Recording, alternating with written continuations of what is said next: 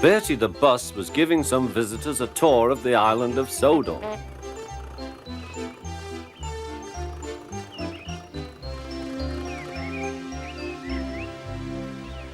It was their last afternoon, and Edward was preparing to take them to meet Bill and Ben. He found it hard to start the heavy train. "Did you see him straining?" asked Henry.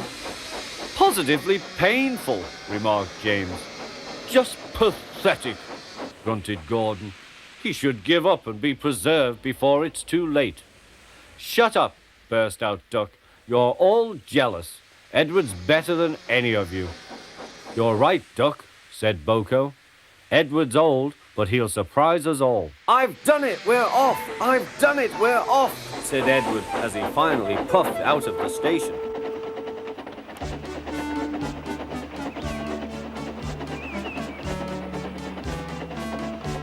Bill and Ben were delighted to see the visitors. They loved being photographed. Later, they took the party to the China Clay Works in a brake van special.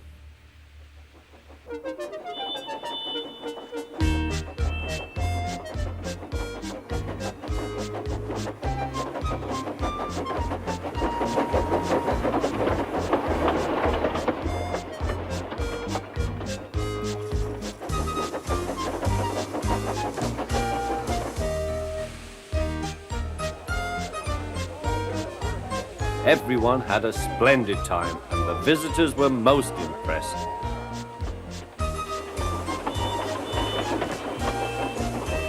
Then Edward took the visitors home.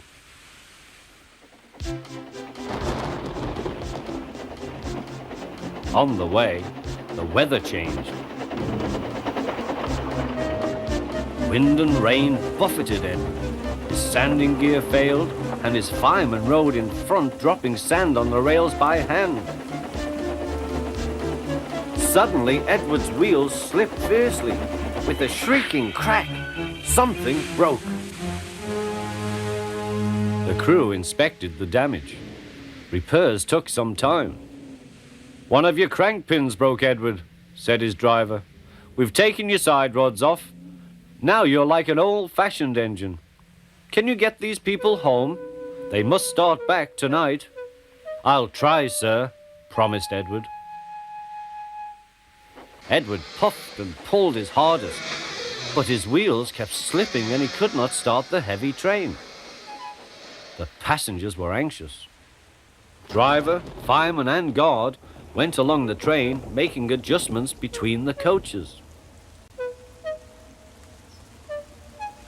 "We've loosened the couplings, Edward. Now you can pick your coaches up one by one, just as you do with trucks." "That will be much easier," said Edward. "Come on," he puffed, and moved cautiously forward. The first coach moving helped to start the second, and the second helped the third.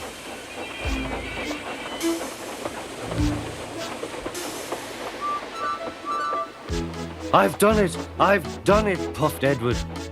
"Steady, boy," warned his driver. "Well done, boy. You've got them, you've got them." And he listened happily to Edward's steady beat as he forged slowly but surely ahead. At last, battered, weary, but unbeaten, Edward steamed in. Henry was waiting for the visitors with the special train. "Peep, peep!" The fat controller angrily pointed to the clock, but excited passengers cheered and thanked Edward, his driver and fireman. Duck and Boko saw to it that Edward was left in peace. Gordon and James remained respectfully silent.